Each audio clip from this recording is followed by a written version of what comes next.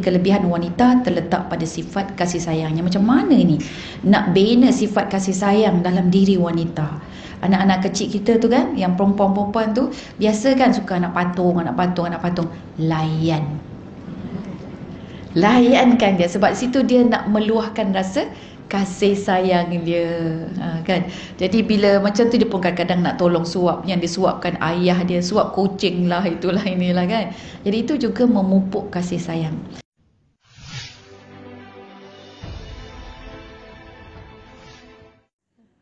Masya Allah. Apa khabar semua?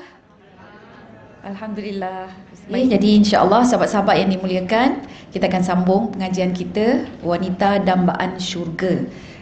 Kita berhenti di muka surat 17 kalau tak silap saya, betul ya? Oh, 20 dah, 20. Oh, ada ustaz sambung Oh, habis dah 20. Jadi 20 kelemahan wanita tu sudah juga dibincangkan. Oh ya, dia tak berani tu. Masya Allah. Oh, pun boleh juga. Ya, okey. Dia tak cakap. Baik, dia ada kat dalam kereta tu. Okey, Alhamdulillah. Kita ambil balik kelebihan wanita sedikit ya, untuk revision ataupun ulang kaji. Yang ini sangat penting, kerana apabila kita tahu kelebihan kita, maka kita akan tahu peranan kita. Dan bila kita tahu peranan kita, maka kita akan gunakan, kita akan mainkan peranan tersebut ikut apa yang Allah mahukan ya. Jadi yang pertama, kelebihan dan juga peluang menjadi wanita ini, wanita ini mempunyai sifat penyayang yang sangat tebal dalam diri dia. Oleh itu doa mereka, permintaan mereka ya, rayuan mereka mudah untuk diterima oleh Allah Jalla wa Ala. Jadi wanita-wanita yang mempunyai kasih sayang yang tebal aja ya. Okey. Jadi antara sebabnya adalah kerana kasih sayang mereka. Jadi kalau kaum lelaki, mereka mempunyai kasih sayang yang kadang-kadang lebih daripada wanita, ia juga mempunyai peluang atau kelebihan untuk dimakbulkan doanya. Dan kalau begitu kita lihat tak mustahil dan juga tidak hairanlah bagaimana junjungan tercinta kita baginda Nabi Muhammad sallallahu alaihi wasallam, dia merupakan insan yang sangat makbul doanya. Kerana apa? Kerana kasih sayangnya itu sangat tinggi. Hebat kasih sayangnya. Dengan orang yang nak membunuh dia, dengan insan yang membunuh pakcik dia, dah dirobek pula dadanya kan, cuba dimamah dan sebagainya, dikeluarkan, dimasukkan balik, kena torture mayat tersebut ya. Itu pakcik Nabi sendiri, tapi baginda sallallahu alaihi wasallam boleh memaafkan ya, dia boleh melupakan. Jadi itu merupakan satu keistimewaan bagi mereka yang penyayang. Jadi wanita-wanita, kita kena ada sifat ini. Bila tidak ada sifat penyayang, maka kita tak ada kelebihan.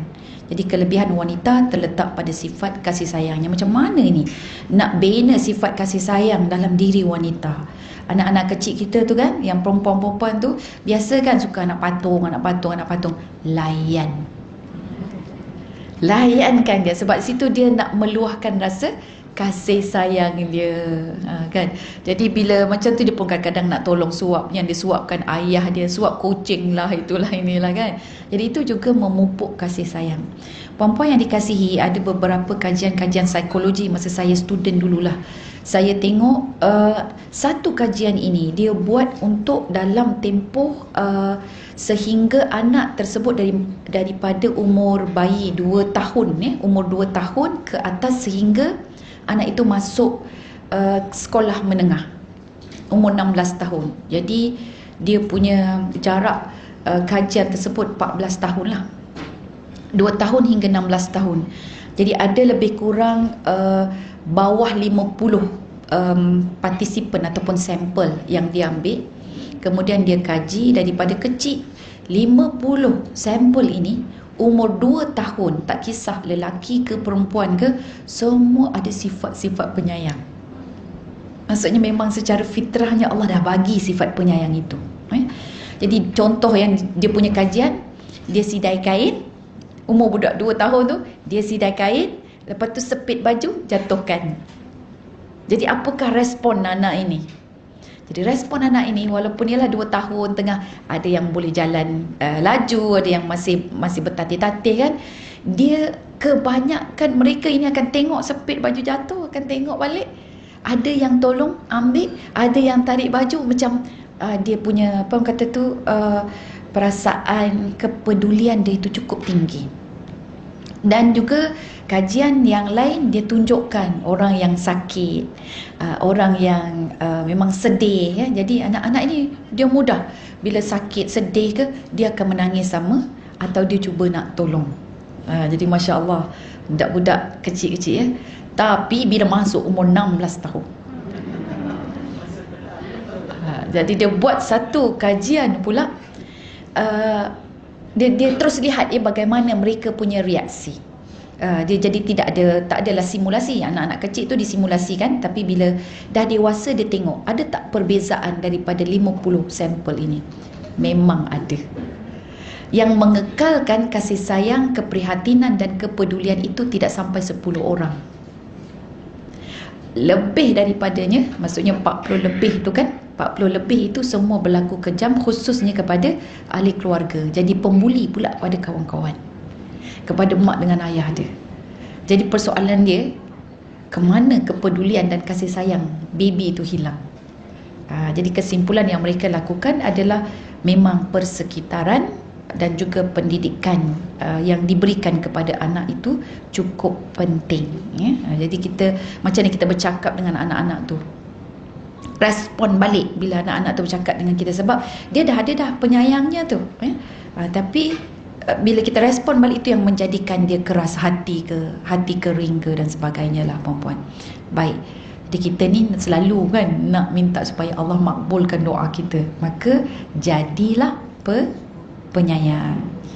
Baik, dalam sebuah hadis yang diriwayatkan oleh Ibnu Majah, Imam Ahmad, Imam Abu Daud dan juga Imam Nasa'i, di mana baginda Rasulullah sallallahu alaihi wasallam telah didekati ataupun ditanya oleh seorang lelaki yang bernama Jahimah. Dia pun tanya, dia nak mengikuti peperangan ni. Peperangan ini merupakan salah satu jihad, dan di situ ada janji ganjaran ya, mati syahid dan sebagainya. Dan sebahagiannya adalah sudah tentu dihukumkan wajib ya, mereka yang layak dan mampu wajib untuk menyertai peperangan.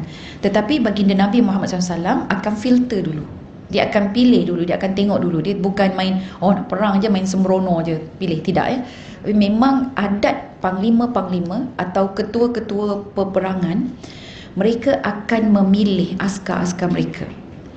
Perempuan kalau dengar Salahuddin Al-Ayyubi ya, jadi kisah dia bagaimana dia memilih askar-askar yang perlu diletakkan di barisan paling hadapan, mereka yang bangun malam. Begitu juga kisah Talut, Jalut ya. Jadi yang mereka yang mana yang tentera-tentera yang diangkat ya, tentera-tentera yang kuat adalah tentera yang minum hanya secedok air saja daripada laluan air waktu tu, walaupun waktu tengah dahaga yang amat. Begitu juga dengan Sultan Muhammad Al-Fatih. Askar-askar dia adalah antara askar-askar yang terbaik, sehingga kan bila dia melalui satu kebun kan, jadi kebun tu kebun anggur, dan mereka berkuasa waktu tu. Tapi Sultan Muhammad Al-Fatih kata, jangan siapa-siapa pun yang tentera aku ni ambil sebiji anggur. Jadi kemudian Allah nak bongkarkan betapa baiknya kualiti tentera Sultan Muhammad Al-Fatih. Ditakdirkan dia jatuh sakit. Jadi masih lagi dalam medan perang tu, dalam peperangan, dalam fatrah peperangan, dalam tempoh peperangan. Jadi Sultan Muhammad Al-Fatih jatuh sakit. Jadi bila dia jatuh sakit, carinya pakar tempatan dan juga doktor. Jadi doktor yang merawat tu, dia link dengan doktor tempatan. So lalas doktor tempatan kata, ini penyakit yang memang biasa berlaku di negeri kami. Ubat dia adalah anggur. Kan? Jadi macam nak terpaksa macam nak kena patah balik ke kan. Tapi kemudiannya mereka bertanya dulu kepada tentera-tentera tu, kod-kod lah belas ihsan kita supaya tidak patah balik lah kan. Jadi boleh tak, ada tak sesiapa yang terambil, ada tak sesiapa yang mengambil, walaupun ada arahan daripada Sultan tak boleh ambil. Jadi masing-masing tengok antara satu sama lain nak bantu ni kan, nak rawat, nak sembuhkan sultan dia ni. Masing-masing menangis sebab tak ada seorang pun terfikir untuk ambil. Jadi ada rasa kesal lah, kenapalah aku tak ambil. Tapi rupa-rupanya disitulah nikmat ya. Dan Sultan Muhammad Al-Fatih tanpa anggur dengar dia punya tentera tidak ambil, dia pula jadi sihat. Masya Allah ya. So jadi situlah kelebihan-kelebihan dia. Tentera-tentera ini akan dipilih dulu oleh mereka ketua-ketua turus tentera. Jadi baginda sallallahu alaihi wasallam dia saring dulu dan dia tanya, ada tak ibu di sisi kamu ni? Kamu ni ada jaga ibu tak? Jadi Jahimah pun kata ada. Maka Rasulullah sallallahu alaihi wasallam block dia, tak bagi untuk join peperangan tersebut, dan dia kata pergilah, tinggallah bersama ibumu, jaga ibumu, kerana syurga itu terletak di bawah telapak kaki ibu ya. Jadi subhanallah, peperangan dengan berbakti kepada ibu, menjaga ibu itu pun lebih utama. Semalam saya pergi ke Rawang, saya berjumpa dengan pasangan suami isteri, tinggal berdua je, anak-anak dia adalah tapi agak jauh lah, duduk sekeliling. Seorang meninggal dunia kerana COVID. Jadi saya datang tu jumpa, suami dia umur 80 tahun, isteri dia 75 tahun, so gap dia 5 years ya. Tapi isteri dia sakit dah 15 tahun, pernah 7 tahun bedridden ya. Tapi dia jaga sebab dia punya limpa, spleen dia dah kena buang. Jalan pun dengan tongkat. Cantik dan menariknya, Masya Allah, saya tengok seorang suami kasih sayang dia kan. Dia jaga isteri dia. Dia kata, Ustazah, saya sebenarnya kalau saya berani solat pergi ke masjid waktu subuh je. Sebab dia kata isteri saya ni, saya siapkan dia nanti kalau dia nak sembahyang apa semua, dah siapkan kat sebelah. Kadang dia bangun awal tu, jadi lepas tu dia sembahyang, saya tinggal, dia kata. Saya terus pergi untuk solat subuh di masjid. Lepas tu balik, dan kemudian memang lepas tu saya banyak kali tak pergi ke masjid. Ada masa tu banyak kali saya tak pergi ke masjid. Sebab saya nak jaga isteri saya. Wah, saya rasa macam sejuknya hati, Masya Allah. Ingatkan tak ada lelaki macam tu. Rupanya ramai. Tak sangka kan? Masya Allah. Dan dia pun baru saja discover dia kena cancer stage 4. Duduk 2 orang dekat rumah tu, Masya Allah. Tapi dia jaga, pandailah seorang lelaki ni jaga isteri dia dengan baik kan. Saya pandai jaga tu sebab saya masuk tandas dia. Dia ni cikgu, bekas cikgu. Masuk tandas dia, masuk sebelah kanan bakul untuk kain kotor. Isteri dia tak basuh, suami dia yang basuh. Kemudian sebelah bakul tu dia ada rak. Rak tu untuk tuala-tuala yang kering. Wah, kita tuala letak dalam almari. Dia boleh letak dekat kawasan situ kan. Bau wangi. Macam bau kapur barus gitulah. Saya injak, bukan kapur barus, mayat ya. Ini kapur biasa, kapur untuk simpanan almari tu. Saya injak dia punya, saya pijak ni lantai tandas dia tak licin langsung. Maksudnya tak ada fungus, tak ada kulat lah, tak ada lumut dekat situ. Lepas tu saya pun keluar, saya kata, Haji, bersihnya tandas. Dia kata, ya mestilah Ustazah, saya setiap hari saya gosok. Lepas tu saya kata, kenapa Haji setiap hari gosok? Kata, saya tak nak ada accident dalam tandas. Dia kata, isteri saya jalan pun dah tak betul, tengok pakai tongkat je tu Ustazah. Dia kata, saya pun stage 4 cancer. Kata, tapi setiap harilah saya bersihkan. So Masya Allah Jadi situlah, betapa indahnya. Kita mudah-mudahan semua Allah terima sebagai satu amal baik ya. Okey. Baik, jadi di situ kelebihan seorang suami menjaga isteri. Hatta kalau suami jaga isteri tu pun sebenarnya Nabi akan saring. Kalau ada isteri dia sakit, Nabi tak bagi pergi. Contohnya siapa?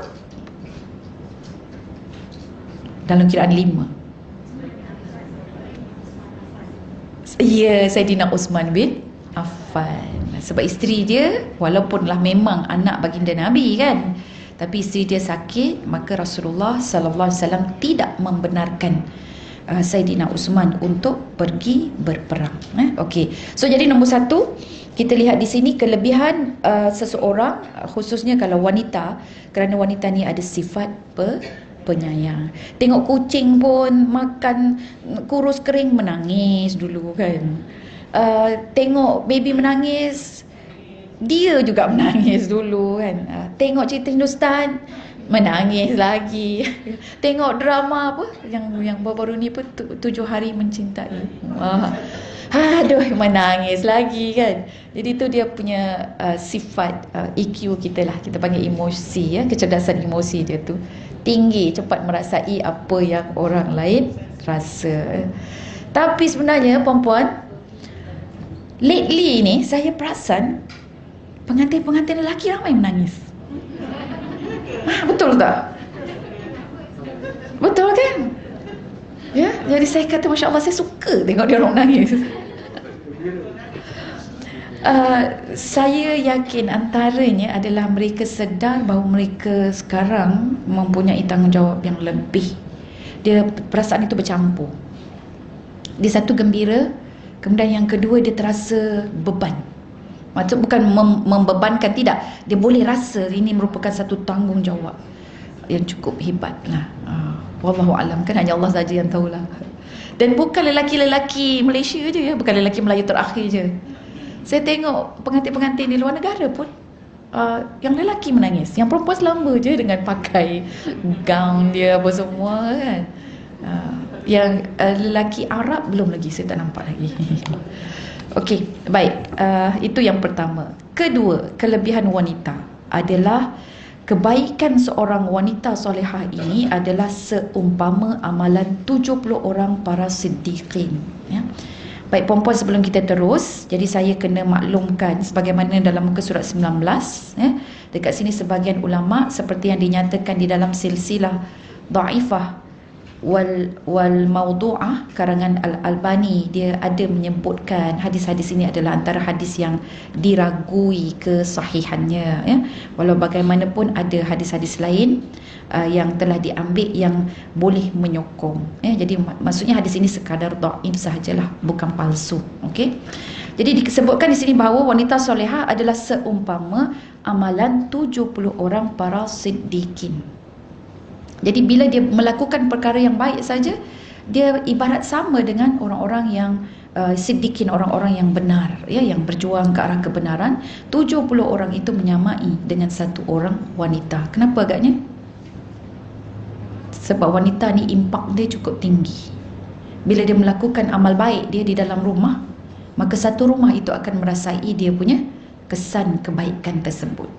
Kalau mungkin para siddiqin ini dia generasi ke generasi, ya. Contohnya para siddiqin di kalangan para guru, jadi mungkin ialah di kalangan anak-anak murid dia, ya. Dan dia boleh jadi immediate, dia boleh jadi long term, ya. Tetapi kalau wanita-wanita yang solehah ini, dia sangat immediate, especially bila dia berada di dalam keluarga dia, ya. Okey. Baik, berdasarkan hadis lain pula menjelaskan bahawa tanggungjawab mendidik wanita dengan sempurna mampu menjadi penghalang dari api neraka. Itu yang ketiga kelebihan dia. Boleh pula didik wanita baik-baik, bagus-bagus, ya. Seorang ayah, seorang bapa, dia didik anak perempuan dia sehingga tahu tanggungjawab dia sebagai seorang wanita menjadi anak yang solehah, maka anak itu akan menjadi penghalang dia dari api neraka. Seorang suami, ya, yang mendidik isteri dia, yang memperkenalkan isteri dia kepada ketaatan terhadap Allah, terhadap redha Allah, ya, yang menyokong kebaikan isterinya, maka dia juga akan mendapat saham ini. Ini dia kelebihan mempunyai wanita-wanita solehah di sisi mereka. Baik, kita lihat apa yang disebut oleh Sayyidatuna Aisyah radhiyallahu anha. Dia menceritakan bagaimana baginda Nabi Muhammad sallallahu alaihi wasallam dalam sebuah hadis yang diriwayatkan oleh Imam Bukhari dan Muslim, sesiapa yang diuji dengan sesuatu dari anak-anak perempuannya lalu dia berbuat baik kepada mereka, maka mereka akan menjadi penghalang baginya dari api neraka, ya. So seandainya dia tidak buat baik pada anak itu, biasanya anak perempuan akan jadi apa? Lari dari rumah. Bila lari daripada rumah, dia stay dengan kawan-kawan dia. Kalau kawan-kawan baik tak apa, kawan-kawan yang tak baik, okey. Dan ada dia stay dengan kawan-kawan yang baik, tapi dia manipulate semua kawan-kawan dia. Kita ada ramai juga kes-kes ustazah-ustazah yang cuba nak membantu kawan-kawan kami lah ni. Cuba-cuba nak membantu, rupanya habis kena temberang sampai 11,000. Jadi anak tu katanya kena buang lah, mak ayah dia buang dia lah, itu ini lah semua kan. Jadi lepas tu dia terpaksa tinggal di situ, di sini, kena bayar itu, bayar ini, apa semua, mengandung lah pula. Memang mengandung. Dan mengandung lah pula, kena hantar ke rumah perlindungan. Tak nak lah pula, lari pula daripada rumah perlindungan tu. Ustazah tu duk ikut kes ni, duk ikut dia tu, duk layan dia. Last dia pun tanya, dia kata, macam mana Kak A saya nak buat ni? Saya kata, cuba kontak mak ayah dia. Dia tak nak nanti dia lari daripada saya. Saya kata, itu tanggungjawab mak ayah dia, kena kontak juga, kena hubungi. Saya kata, pengalaman saya jadi prinsipal, walau macam mana buruk anak tu, hubungilah mak ayah dia. Mak ayah dia akan rasa macam sangat bersyukur walaupun dia marah dengan anak dia. Saya kata, bayangkanlah kalau awak mak ayah, anak kita buat macam ni, orang simpan anak kita tak bagi tahu kita, marah tak kita? Marah. Saya kata, baik bagi tahu, call memang betul. Rupanya dia yang lari daripada rumah. Lepas pun curi duit ayah dia. Allahu Akbar kan. Jadi di sini sekarang macam-macam kes ya. Jadi sekarang di sini, maka kita ni sebagai seorang ayah atau sebagai seorang ibu, jagalah baik-baik dan pastikan anak ini tidak menyusahkan masyarakat lain. Jadi walaupun dia naughty macam mana, hubungi silaturahim balik. Mungkin kita yang kena perbetulkan kaedah kita, metod kita. Sebab kadang-kadang kita ada cita-cita dan harapan yang baik, tetapi kaedah dan cara, metod itu tidak sampai pada anak. Jadi ayah nak anak ini solat pada waktu dia, tapi cara dia cakap tu sini. Jadi anak-anak ni bila nak solat tak jadi solat. Sebab apa? Sebab marah dengan ayah.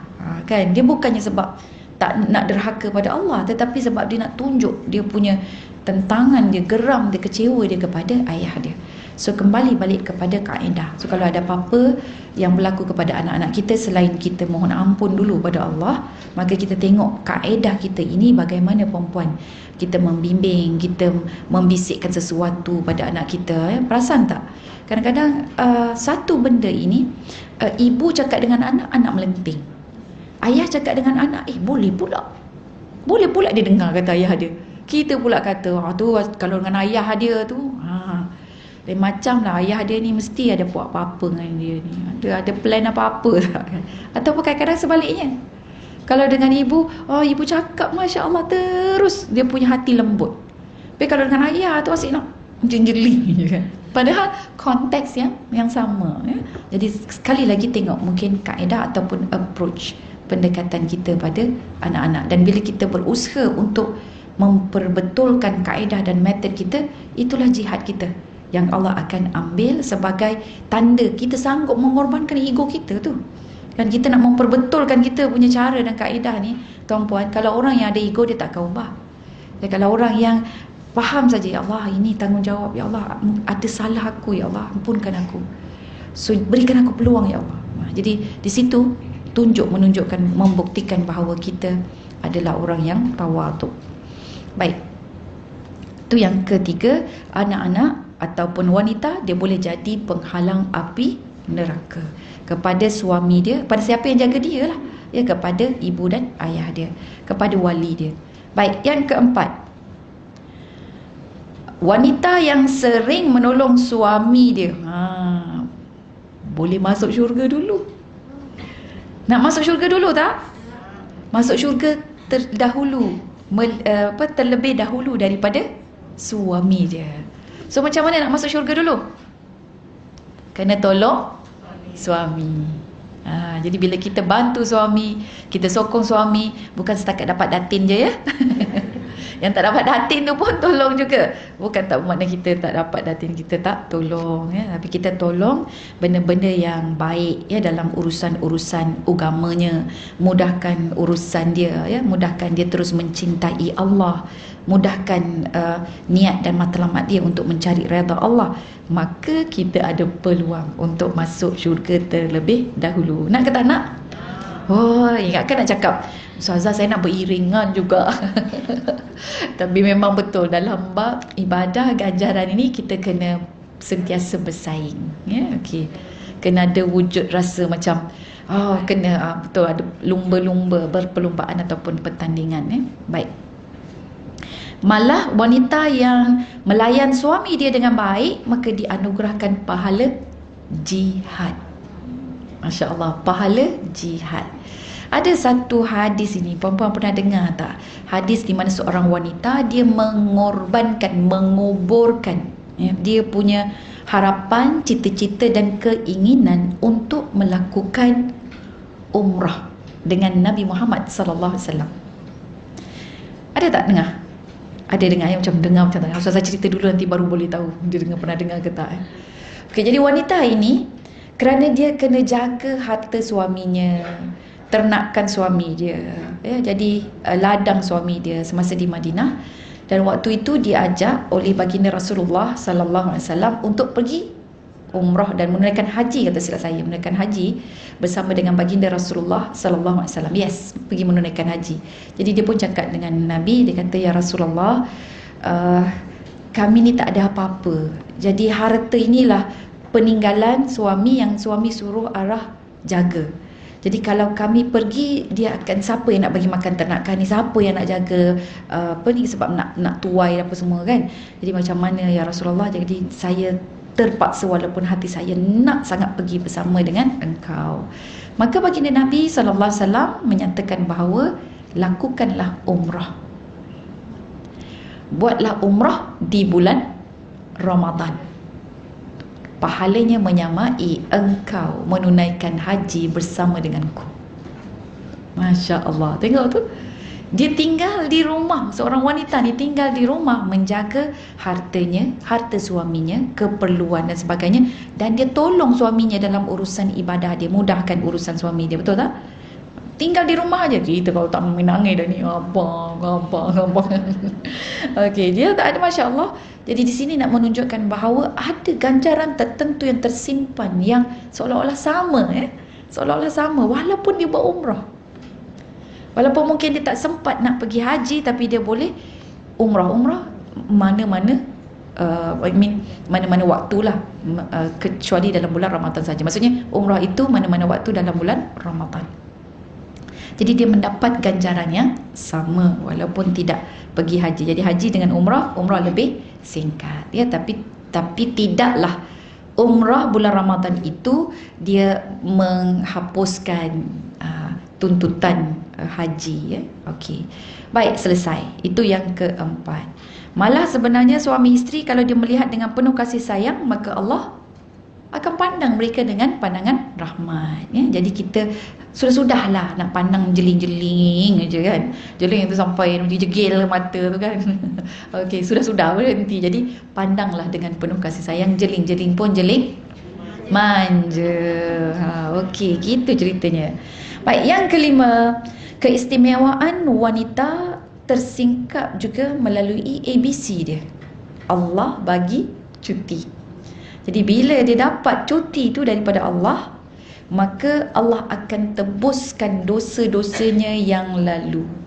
Dan ini ada dalam hadis, apabila hari pertama haidnya itu, dia bersyukur pada Allah dan dia beristighfar. Jadi ada dua konteks di situ, bersyukur dan juga istighfar. Kalau kita gabungkan syukur dan istighfar, maksudnya redha. Jadi dia perlu redha. Sebab kadang-kadang wanita ni bila tengah rasa syok, tengah plan rancang ibadah dia, tiba-tiba time tu lah pula bendera merah, kan? Rasa macam berkecai harapan kan. Tapi bila dia sebut dengan kata-kata syukur dan dia beristighfar, dia mohon ampun pada Allah, maka Allah akan kurniakan satu tebusan dosa-dosa baginya. Dalam disebutkan di sini dalam sebuah hadis diriwayatkan oleh Sayyidatuna Aisyah radhiyallahu anha, apabila kita membaca alhamdulillahi ala kulli halin wa astaghfirullah. Yang saya dapat dulu, alhamdulillahi ala kulli hal wa astaghfirullah ala kulli dzamb. Dzamb ni maksudnya dosa, zambin. Okey. Baik, jadi sini juga Allah akan membebaskan dia dari neraka dan dia mudah melalui titian sirat dengan aman dan selesa. Ya, okey. Dan bahkan Allah angkat darjatnya seperti darjat 40 orang mati syahid. Ya. Jadi wallahu alam, yang mati syahid ni saya tak berani nak kata sebab ini memang hadis yang ada sebagian ulama meriwayatkan sebagai dhaif. Ya. Okey. Baik, seterusnya begitu juga setiap wanita melalui kesengsaraan ketika mengandung. Jadi bila mengandung, bila kita sabar, kita redha, selama mana kita jaga hak Allah, kita jaga aurat kita, kita jaga solat kita, kita tidak banyak merungut, ya, kita tidak keluh kesah, maka para malaikat akan beristighfar untuknya. Malaikat yang akan memohonkan ampun untuk kita. Dan apabila seorang wanita mulai merasa sakit hendak bersalin, maka Allah mencatatkan baginya pahala orang yang berjihad ke jalan Allah. Jadi ingat tak sakit masa nak bersalin, puan-puan? Ingat kan? Saya kalau yang ingatnya satu je yang saya ingat. Saya kata doktor gunting tu pun kita tak rasa sakit gunting tu. Sebab terlampau sakit waktu contractionnya. Okey. Baik, dan apabila wanita menyusukan bayinya, maka setiap tegukan susunya itu diberi satu kebajikan. Dan bila semalaman wanita tidak tidur kerana menjaga anaknya yang sakit, maka Allah memberikannya pahala seperti memerdekakan 70 orang hamba dengan ikhlas untuk membela agama Allah. Masya Allah. Dan sekiranya wanita itu mati dalam masa 40 hari selepas bersalin, maka dia akan dikira sebagai mati syahid. Jadi kalau kita lihat riwayat-riwayat seperti ini, perempuan, dia walaupun dia dhaif, dia memberikan satu perasaan kepada kita, seronoknya menjadi ibu, ya. Seronoknya menjadi ibu, seronoknya menjadi seorang wanita. Banyak peluang-peluang yang Allah berikan, ya. Nanti kalau datang anak saya yang lelaki tu, dia kata kenapa lelaki tak dapat macam ni. Selalu tanya macam tu, perempuan. Dia selalu saya jawab, perempuan dengan lelaki ni, dia nak melakukan ibadah tu agak berbeza. Yang payah lebih adalah pada kaum wanita. Jadi wanita ini susah nak melakukan ibadah berbanding kaum lelaki. Lelaki ambil wuduk di mana-mana tempat terbuka, boleh selesai. Kita tak lagi. Bila dah sampai usia tua, kita ada masalah. Masalahnya apa? Nak tahan wuduk tak boleh lama. Betul tak? Kalau lelaki tu mungkin kurang sikit lah, ramai yang boleh tahan wuduk pun. Saya sewaktu saya bawa jemaah pergi umrah, perempuan, selalu yang komplain, yang tanya masalah tak tahan wuduk ini adalah kaum Ustazah, saya masalahnya boleh lah saya nak tahan kentut Ustazah, tapi nanti dia keluar kat depan. Macam mana Ustazah? Itu soalan setiap kali pergi mesti ada. Kalau saya tahan kat belakang, dia keluar ikut depan. Macam mana Ustazah? Batal lah juga kan. Tapi melainkan kalau kita ini memang daimul hadas, kita memang sentiasa berhadas, maksudnya kita sentiasa buang angin, tak kira masa. Jadi waktu tu kita bincang, jadi memang payah. Kita nak simpan wuduk pun payah. Kalau lelaki dia mudahlah sedikit, berbanding dengan kaum perempuan. Okey, tu belum lagi tu sikit-sikit batuk, lepas tu terkucil. Lepas tu kita kena jagalah kan dia punya kebersihan. Sebagai nak jaga tu bukannya boleh dengan tepi saja kan. Tak boleh, kena cari tandas pula. Tandas kena jalan jauh lah pula kan. Masya Allah, Allahu Akbar. Baik, jadi seterusnya perempuan, kita pindah pula kelemahan wanita, muka surat 20. Baik, kelemahan wanita ini disebut di sini ada dua. Jadi Masya Allah betapa banyak kelebihan wanita ini. Kalau kita boleh simpulkan, kelebihan wanita itu adalah pada perjuangan dia untuk mendapat redha Allah. Maka setiap satu usaha itu akan diberikan ganjaran. Yang kedua, kelebihan wanita ini, selama mana dia mengekalkan diri dia, peranan dia sebagai wanita, maka di situ ada kelebihan yang cukup besar. Okey. Tapi kelemahan wanita apa dia? Yang nombor satu adalah nafsu dia. Nafsu wanita. Apabila wanita itu diurus oleh nafsu, maka itulah kelemahan yang sangat nyata yang boleh menjadikan na'udzubillah bala kepada diri dia, kepada keluarga dia dan kepada masyarakat, ya. Jadi apakah implikasi dia? Kita tengok perenggan yang kedua. Sikap terlalu mengejar tugasan dan kegiatan luar. Ini penulis yang tulis, ya. Menyebabkan wanita kian hanyut. Lantas majlis ilmu kurang dikunjungi serta Al-Quran jarang dibaca. Manakala tanggungjawab mendidik anak juga sering diserahkan sepenuhnya kepada guru. Begitu juga tanggungjawab menguruskan rumah tangga dibiarkan sepenuhnya kepada orang gaji. Maka pada saat ini musuh-musuh Allah sering mengambil kesempatan untuk merosakkannya. Jadi salah ke? Tak salah. Kita hantar anak pergi sekolah, cikgu yang mengajar. Tak salah. Kita ada pembantu rumah di rumah. Tidak salah. Yang salahnya apa dia? Bila kita lepas tangan. Kita lepas tangan. Ada cikgu mengajar. Kau ni tak pandai kenapa? Tanya cikgu. Kalau dia cakap macam tu je, kau ni tak pandai kenapa? Tak tanya cikgu kan. Itu pun dah masih okey lagi. Sebab maksudnya dia pantau. Walaupun dengan cara yang menyakiti, ya. Tapi ini memang tak ambil pot langsung. Yang disebut mungkin outstation. Yang disebut mungkin tak ambil tahu langsung. Jadi yang ini yang menjadi satu umpan, ya, kepada teruknya perkembangan keluarga. Sebab keluarga macam tanaman lah perempuan, tuan-tuan, kan. Tanaman ni, kalau kita duk mengharapkan orang lain jaga, dia tidak sama dengan bagaimana kita jaga. Begitu juga dengan masakan. Walaupun kita upah tukang masak, kita yang kedai restoran ni kan, upah tukang masak dengan masak sendiri, lain ke sama, perempuan? Lain. Jadi lain. Jadi situ juga dengan kualiti pembentukan keluarga kita. Jadi untuk itu biarlah kita pun memang boleh ada cita-cita yang tertentu, tapi jangan kita abaikan. Jadi yang urusan di rumah kena ambil tahu, kena duduk betul. Tak apa kalau kita masak, kita masak sikit. Kita cakap dengan pembantu rumah kita, sediakan ni. Saya balik nanti saya masak je.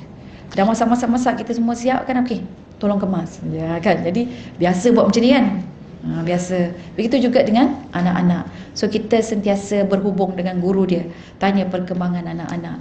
Jadi kita dengan cikgu ni berpakat, anak kita tidaklah jadi dua talam, dua muka. Kat rumah lain, dekat sekolah lain, ya. Okey. Jadi kita uruskan apa yang kita boleh bantu untuk kebaikan anak-anak. Jadi kenapa sampai macam tu sekali? Kenapa, perempuan?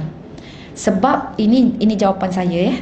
Kerana yang berada di rumah itu sebenarnya adalah khalifah Allah.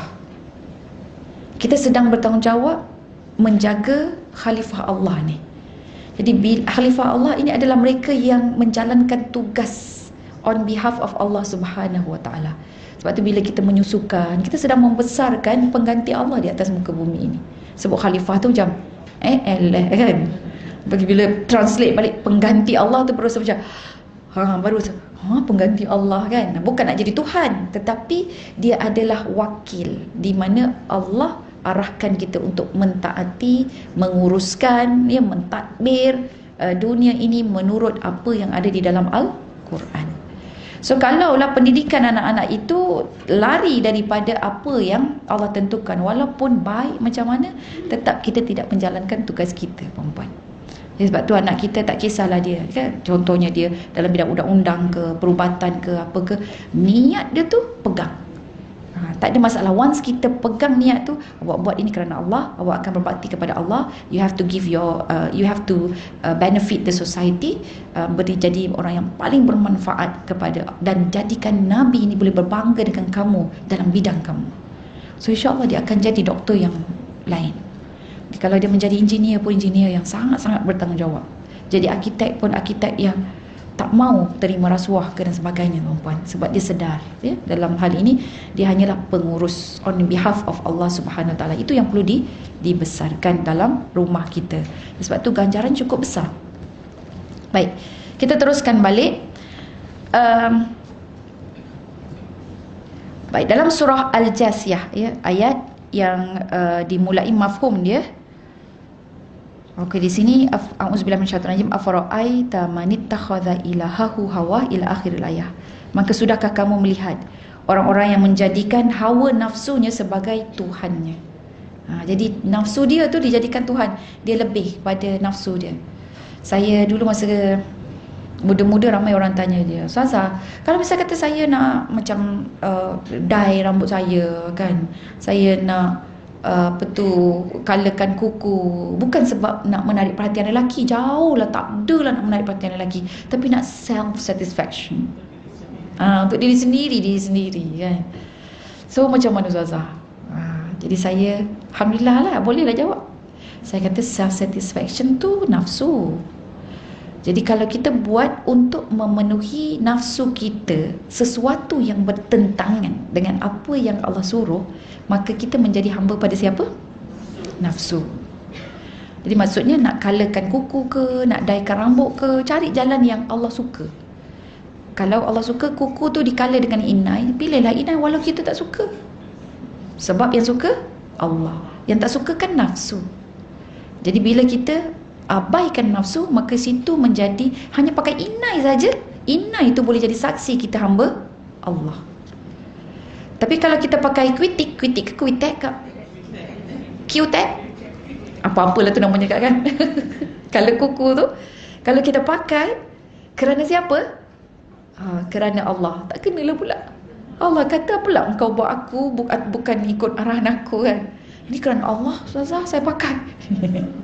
Tak kena, sebab method tak kena, kaedah tak kena. Walaupun matlamat, betul, matlamat tidak menghalalkan cara. Jadi bila dia buang kuitek itu, walaupun dia suka for the sake of Allah, maka colour itu akan menjadi saksi. Ya Allah, dia sanggup mengorbankan aku kerana-Mu ya Allah. Okey.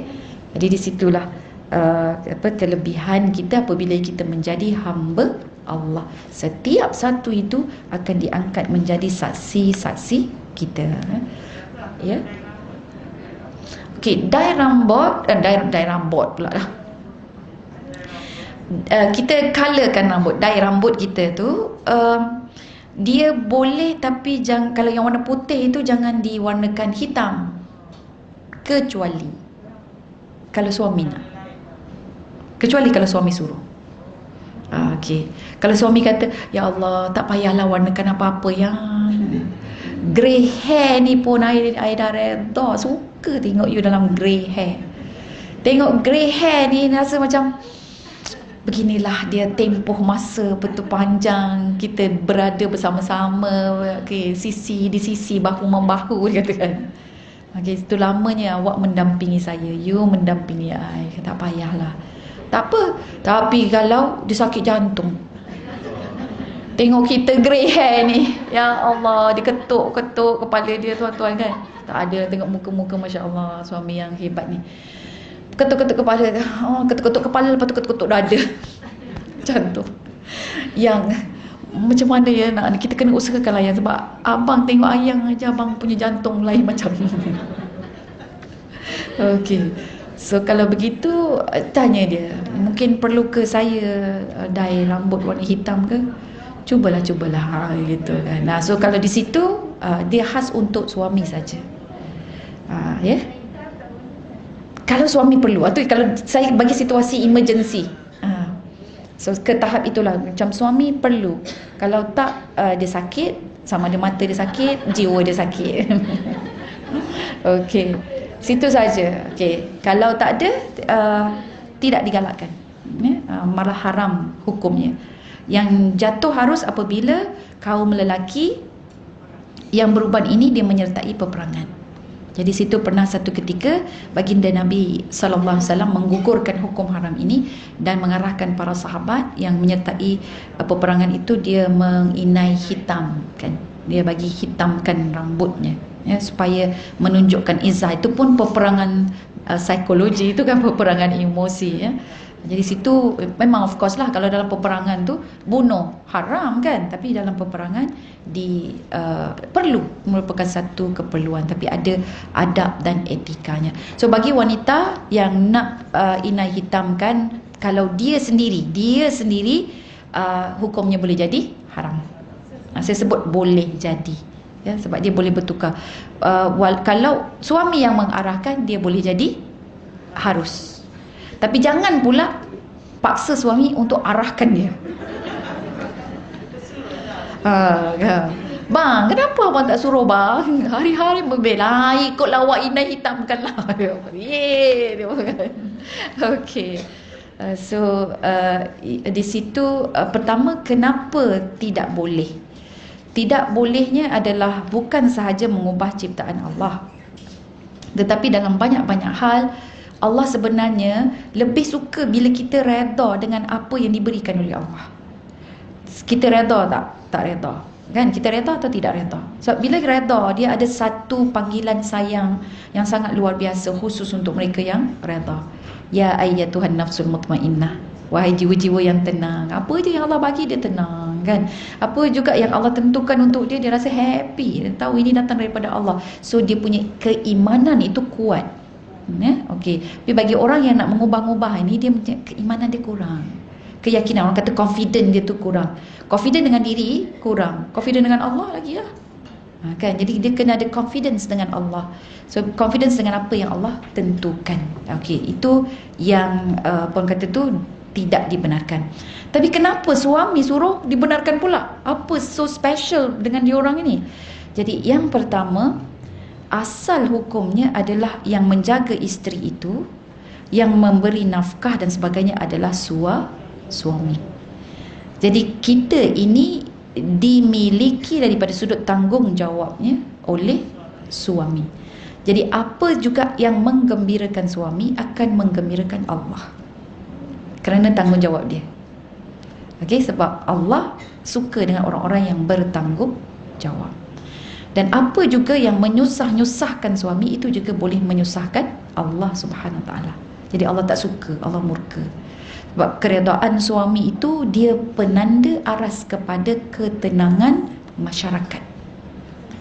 Jadi bila dia contohnya mendongkol, hati dia geram, tak puas hati dengan isteri dia, dia ni bila dia keluar, dia akan jadi manusia yang mungkin berbeza dengan orang waktu dia marah-marah, kan. Jadi dia macam tak selesai, ataupun dia jadi berpeleseran pula, menggatal pula dengan orang lain ke dan sebagainya. Jadi sebab dia ada satu kekuatan dalaman diri dia yang dia kosong. Dan biasanya Allah sahaja yang tahu, sebab Nabi Adam AS minta teman, minta kekuatan untuk menjalankan tugas sebagai khalifah. Sebab Nabi Adam tahu, kan, dia ini adalah khalifah di atas muka bumi, bukan tujuannya berada di dalam syurga semata-mata, kan. Jadi dia minta Allah ciptakan teman yang boleh membantu tugas khalifah. Rupa-rupanya Allah kirimkan seorang teman yang luar biasa, yang bukan saja memberi kekuatan untuk tugas khalifah, tetapi akan menjelmakan khalifah-khalifah baru, iaitulah kaum wanita. Jadi situ wanita dia kena pegang peranan dia. Jadi kita perlu menyokong, membantu tugas-tugas khalifah. Contohlah kalau seorang suami, ini yang saya belajar dalam Neuro-Linguistic Programming. Saya suka ikut perempuan tapi saya tidak beramal dengannya, so jangan salah faham. Dan bila saya belajar Neuro-Linguistic Programming, saya nampak ini semua ada dalam Islam. Cuma semua orang ada NLP actually. Cuma kita tak tahu macam mana nak mengaktifkannya atau menggunakannya. Jadi bila saya belajar di situ, ada satu kajian ataupun perbincangan itu, dia mengatakan bahawa orang lelaki ini apabila dia dipanggil dia punya self satisfactory needs, dia needs keperluan diri dia itu tidak dapat dicapai, maka dia akan memberi penyakit pada diri dia.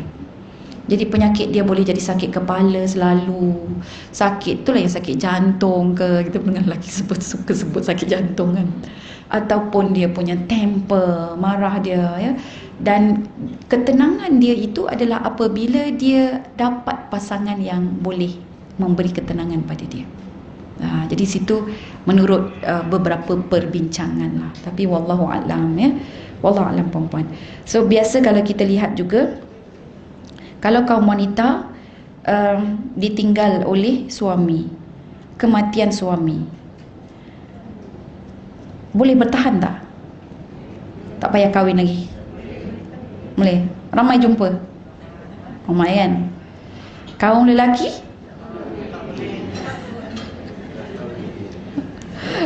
Belum tahu dia kata.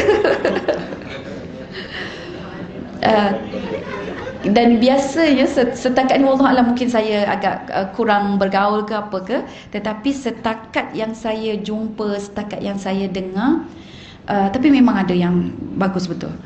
Ada yang saya dengar dia orang akan murung sama. Dia mengakibatkan murung. Ya, sebab dia akan sentiasa dia macam boleh terkenang-kenang ya. Dan kajian psikologi juga menyebutkan bahawa apabila seorang wanita ini dia putus cinta sebab kematian ke apa ke, dia the first few days itu dia akan menangis sampai bengkak-bengkak mata, sampai sakit-sakit kepala, hidup dia tu porak-peranda hanya beberapa minggu. Okey, tapi selepas itu dia akan bangkit semula. Itu kaum wanita, dia punya kekuatan dia, tetapi lelaki terbalik. Itu daripada sudut psikologinya. Dia mula-mula dia tak nangis, dia rasa macam okey, dia cerita dengan orang apa-apa, macam ni lah isteri saya begini-begini kan. Jadi dia boleh terangkan isteri dia meninggal dunia ni. Dia pun cerita apa semua, nampak okey lagi the first few weeks. Tapi selepas itu dia akan sunyi, kesunyian, dia akan tengiang-ngiang, dia akan tercari-cari. So begitulah, itu kata psikologi. Wallahu alam. Ya? Oh, itu yang cepat. Saya ada jumpa seorang datuk ni, dia pelakon. Dia pun murung lepas kematian suami isteri dia. Dia murung, lepas tu jumpa dengan saya. Dia kata, ustazah, dia kata isteri saya begini-begini. Dia pun cerita, tengok sambil menangis. Dia tunjuk kan jenazah isteri dia, bersihnya isteri dia kan. Lepas tu dia cerita semua apa orang kata tu, khidmat baiknya isteri dia, sampai tunggu dia balik daripada berlakon sampai 3-4 pagi lah kan. Meleleh air mata dia tu, dan dia kehilangan isteri dia. Lepas tu dia pun tanya dengan saya, ustazah, saya tak mau kahwin ustazah, dia kata. Tapi saya sebab saya tak nak kahwin. Lepas tu saya tanya dengan dia, Datuk tak nak kahwin sebab apa? Saya tak nak menduakan isteri saya. Salah Datuk saya kata. Itu bukan bermakna menduakan. Dan insya-Allah kalau Datuk kahwin satu lagi, Datuk dapat dua-dua di akhirat nanti. Kata saya tahu dia kata, tapi saya tak nak, macam hati saya tu saya tak nak ni lah begitu. Tapi saya kata agak-agak kalau isteri Datuk hidup sekarang ni, tengok Datuk dalam keadaan macam ni, okey tak? Sebab dia pernah pengsan. Dia ada beberapa kali collapse. Lepas tu, dan suka tak tengok kadang? Memang tak sukalah. So Datuk kahwin lah. Lepas tu dia pun terdiam sekejap. Dan nak balik itu dia pandang saya, Ustazah, saya kahwin ya.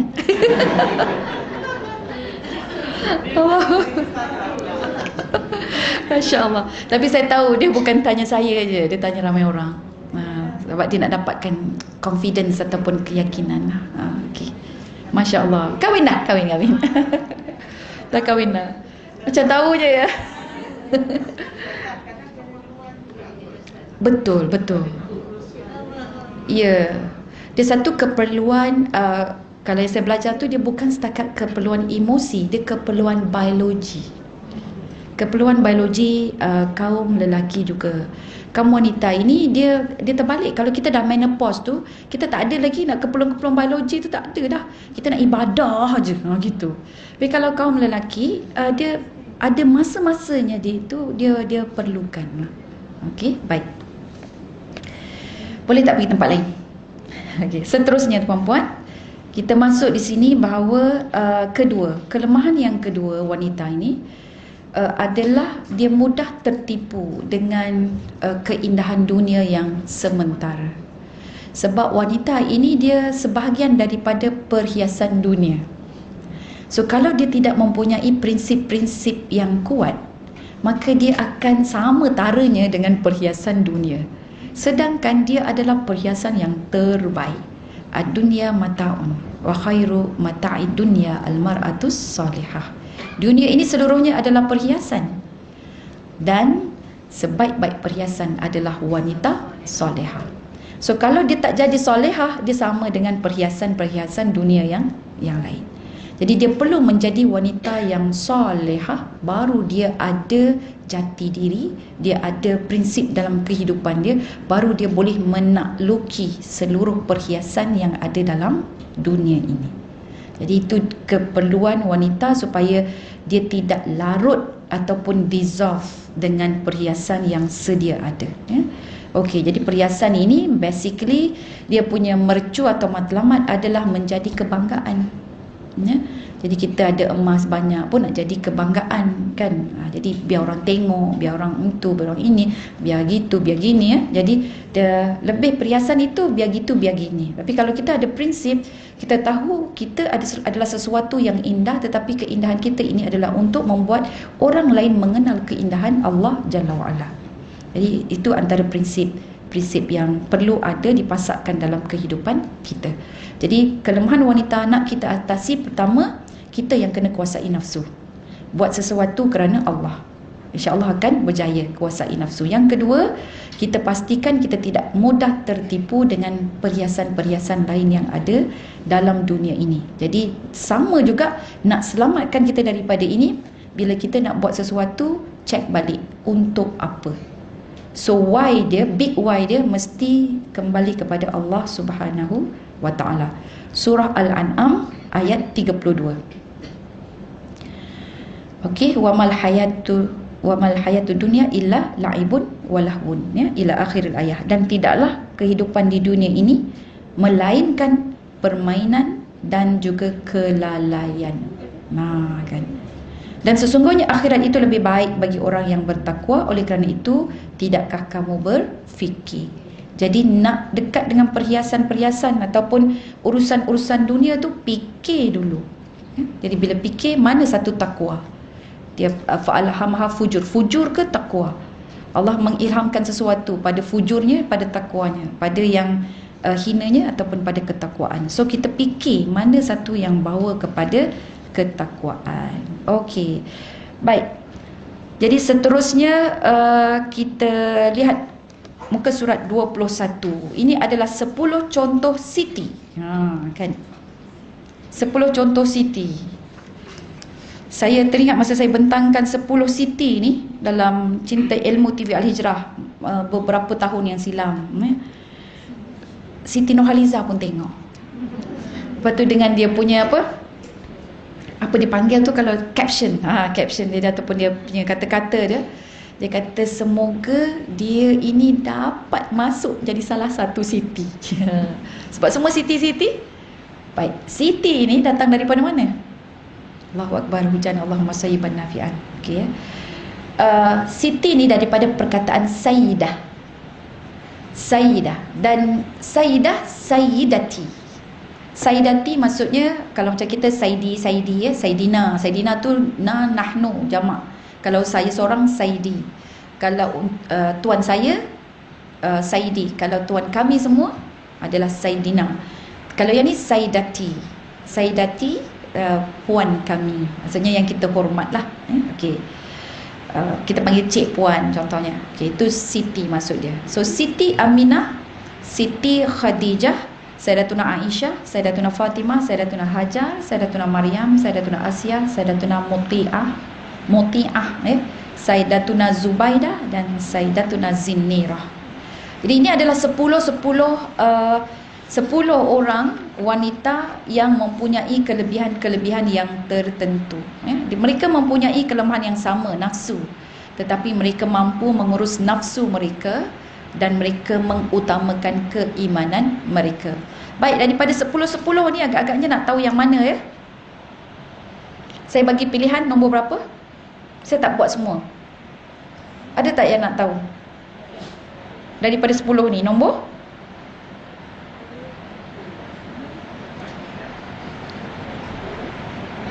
Nombor 10. Okey, saya bagi 3 lah. Nak tahu 3. Nombor 10 lagi. Nombor 4. Oh, Sayyidatina Fatimah. Nak tahu Sayyidatina Fatimah, Okey, lagi nombor? Ya, nombor berapa? Nombor 5. Oh, nombor 10. Nombor 10 dah. Nombor 8. Nombor 3 siapa? Sayyidatina Aisyah dengan 8. Banyaklah pula.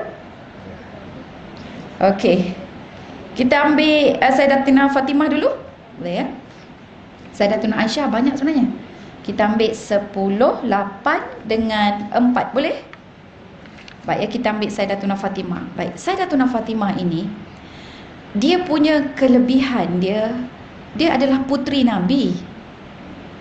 Kalau kita kata pemimpin, dia puteri pemimpin tersebut. Dan biasa-biasanya puteri-puteri pemimpin ini dia ada apa? Kekayaan. Dia ada kecantikan. Dia ada kedudukan. Dia ada pembantu-pembantu.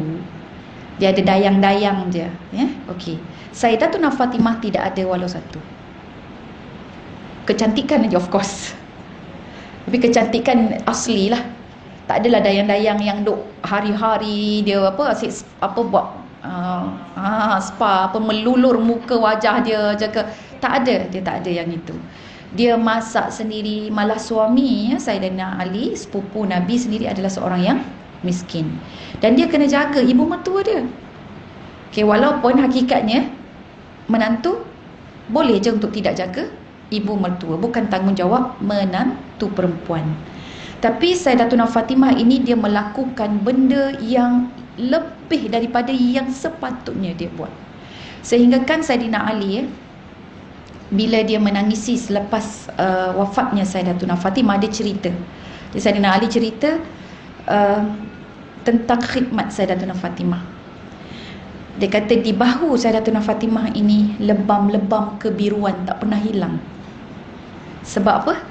Setiap hari dia akan angkat tong-tong air. Dia angkut tong air daripada punca air pergi ke rumah.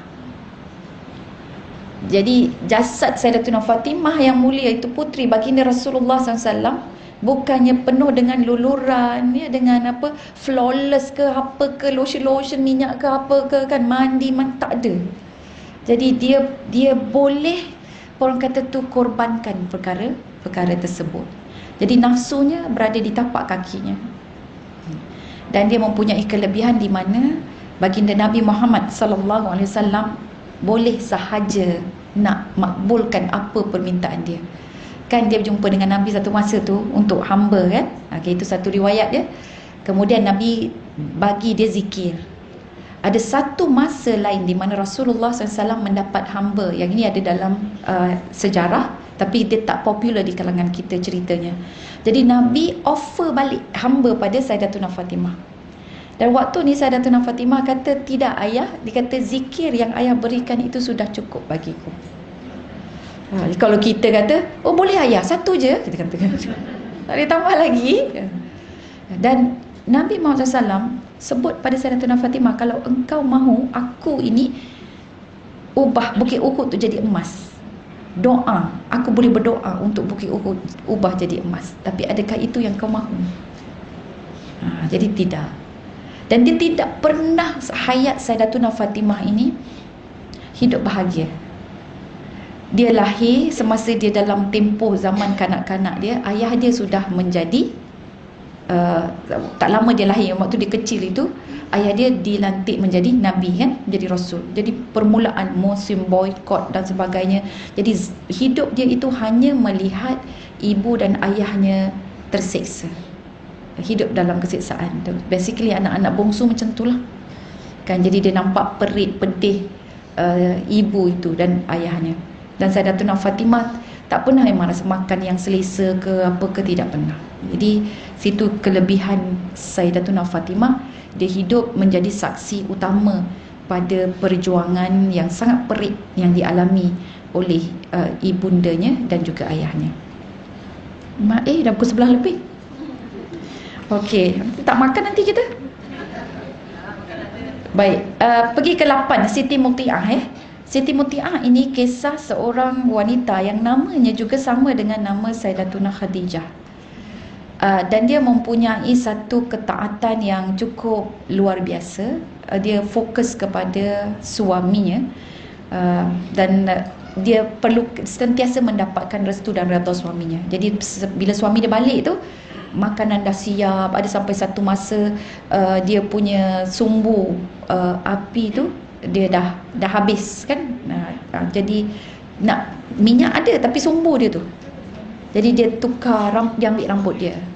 Gitulah yang disebut, yang diriwayatkan ya. Dan kemudian Nabi SAW suruh Sayyidatuna Khadijah pergi berjumpa dengan wanita ini. Jadi dia bukan nak mentaati suami, nak cari redha suami dia itu kerana suami dia, tidak, tapi kerana kerana Allah ya. Suami dia siapa? Allah, saya tak ingatlah pula Siti Mutiah ni. Tidak disebutlah pula. Ya, okey. Sebab hari pertama dia datang, Sayyidatuna Fatimah datang dengan anak dia Hasan. Dia tak bagi naik sebab dia kata dia baru mula-mula dia datang, tak bagi sebab dia kata saya kena tanya suami saya. Lepas tu kedua datang, dia datang dengan Hasan. Tak boleh naik sebab Hasan tak boleh naik lah, yang boleh naik Sayyidatuna Fatimah. Macam itulah. Bila kita baca kita kata ya Allah bodohnya dia. Macam itulah. Mula-mula kita takkan tak boleh nak faham kot, kita kata kan. Tapi mungkin pada satu perspektif itu, maksudnya dia sangat-sangat amanah. Dalam kita melihat, biasa orang-orang baik-baik tu dia anggap bodoh lah. Jadi dia sangat-sangat jujurnya dia itu menjaga sehingga implikasi dia, subhanallah cukup memberikan ketenangan lah kepada suami dia. Jadi dia bagi tongkat pada suami dia kalau ada kesalahan pada diri dia dan dia sanggup untuk dipukul. Tapi suami dia tidaklah macam tu. Suami dia sangat baik ya. Okey. Baik, seterusnya Siti Zinirah. Dia ini merupakan seorang hamba. Dia daripada kalangan hamba. Asal dia daripada Romawi ya. Dan ada satu masa ni hamba-hamba ni selalu masuk Islam terlebih dulu awal. Jadi yang merdeka ni, yang sombong, yang masuk Islam, yang menerima Islam daripada tangan Nabi adalah di kalangan hamba. Jadi Zinirah adalah seorang hamba dan dia masuk Islam. Maka kaum Quraisy waktu itu yang dipelopori oleh Abu Jahal ya, dia dapat tangkap 7 orang hamba termasuk Zinirah. Dan mereka telah diseksa bertubi-tubi ya, bertubi-tubi untuk keluarkan dia daripada agama Islam.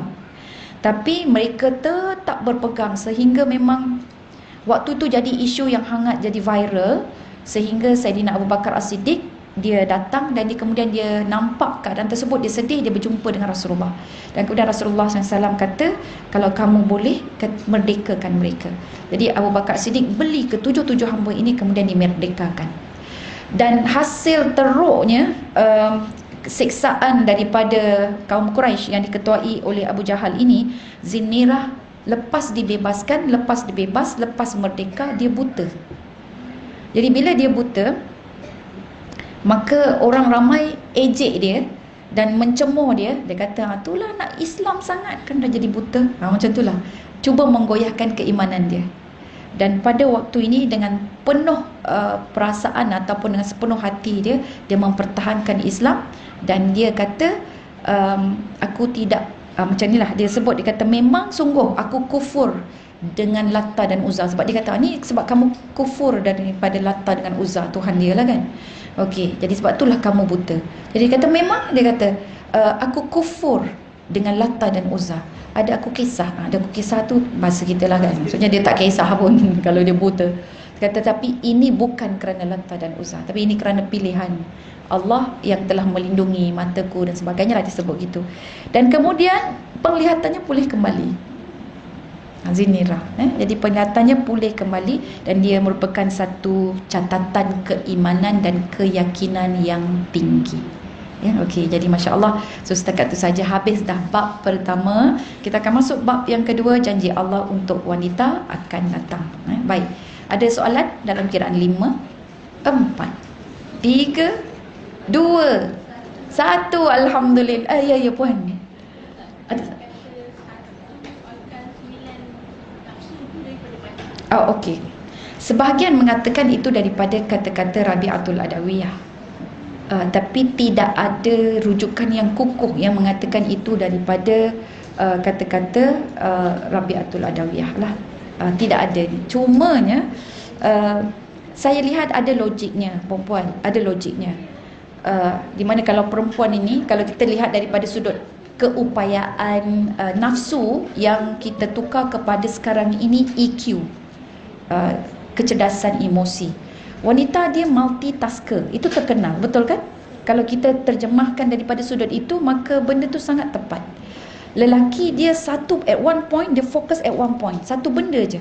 Kalau dia tengok cerita Hindustan, kita duduk sebelah dia, kita tanya dia, abang tengok cerita apa cerita ni bang? Dia akan jawab, entah, tak tahu. Kita tengok sekejap je, kita tahu dah permulaan dia bagaimana, walaupun kita tak tengok mula, dan kita cuma agak-agak aja pengakhiran dia bagaimana, kan?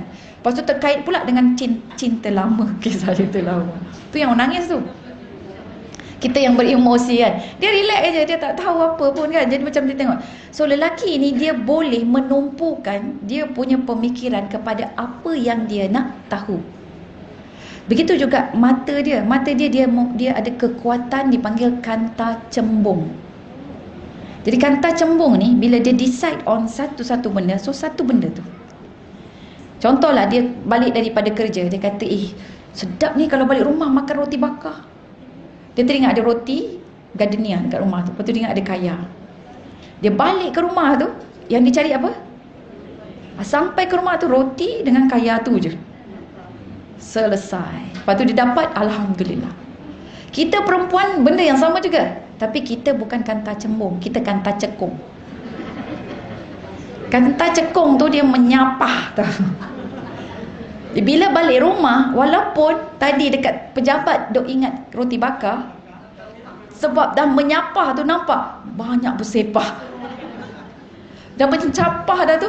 Ya Allah, aku ya air tak siram air lagi pokok bunga. Allah, bau tai kucing. Semua benda dah. Jadi roti bakar pun terbengkalai. Jadi kita duk sibuk kan tu, jadi mulut kita pun so di situlah dia itu menurut pandangan psikologi. Perempuan apa yang saya sebut ni boleh tengoklah pandangan-pandangan psikologi, perbezaan antara lelaki dan perempuan sangat menarik sekali, masya-Allah. Dan bila kita belajar benda ni, kita akan sentiasa respect each other, dan kita akan lebih memahami and support each other, complete each other rather than compete each other. Okey, so saya akhiri dengan lafaz yang terbaik. Aku qauli hadza wa astaghfirullahal azim li wa lakum. Wabillahi taufiq wal hidayah. Wassalamualaikum warahmatullahi wabarakatuh.